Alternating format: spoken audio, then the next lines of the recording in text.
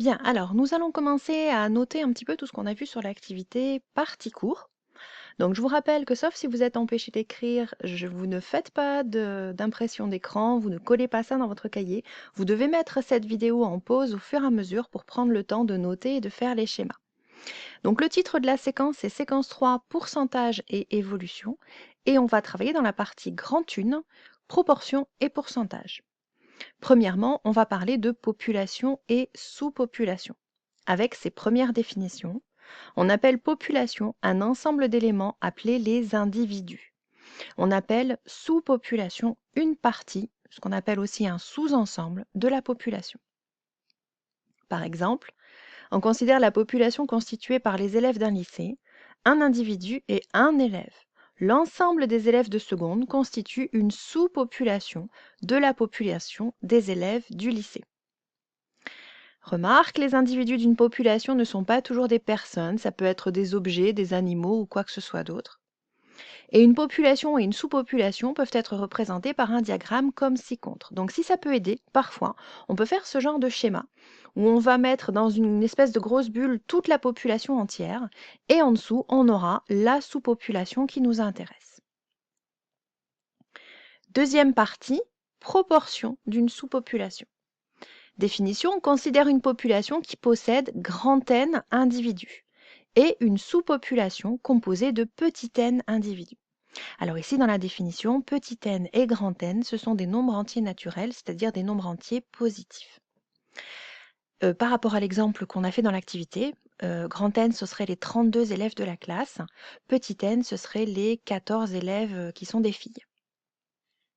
La proportion d'individus de la sous-population notée petit p est le rapport égal à nombre d'individus de la sous-population sur nombre d'individus de la population, petit n sur grand N. Dans notre exemple, c'était 24 filles sur 32 élèves, donc 24 sur 32, c'est la proportion. P, c'est un nombre de l'intervalle 0,1. On avait trouvé 0,75. Il peut s'exprimer en pourcentage en le multipliant par 100, on avait trouvé 75%. Alors un exemple, lors d'une élection, sur 864 inscrits, 648 personnes ont voté. La proportion de votants est, combien on la calcule, et en dessous, donc il y a en pourcentage de votants parmi tous les inscrits. Vous mettez en pause, vous cherchez les réponses et ensuite vous regardez la correction. Alors, la proportion de votants, eh bien, on a P égale 648, le nombre d'individus de la sous-population, c'est ceux qui ont voté. Sur 864, c'est la population totale, c'est-à-dire les inscrits. On calcule, ça fait 0,75 encore une fois. Il y a donc, en pourcentage, 75% de votants parmi tous les inscrits. On continue. Troisième partie, pourcentage de pourcentage. Alors, dans l'exemple de ce qu'on a fait, c'était le calcul qu'on avait effectué pour trouver quelle proportion représentait les filles qui portent des lunettes sur toute la classe. Donc, un exemple, on sait que 45% des élèves d'un lycée sont inscrits à l'association sportive. Parmi ces 45%, 40% font du badminton et on voudrait connaître le pourcentage des élèves du lycée faisant du badminton à l'association sportive.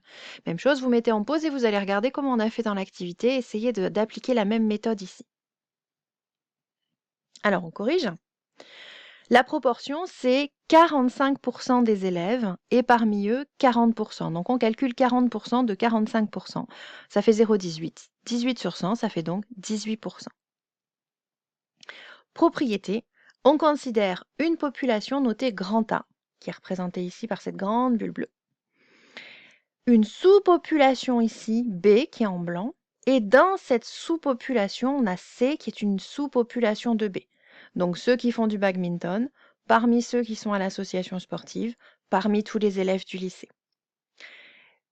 La proportion P indice B, c'est la proportion d'individus de la population B dans A. P indice C, la proportion d'individus de la population C dans B. Alors la proportion P d'individus de C dans A, c'est le produit des deux. On multiplie les proportions l'une par l'autre. C'est exactement ce qu'on a fait ici et dans l'activité. Voilà, c'est tout pour aujourd'hui.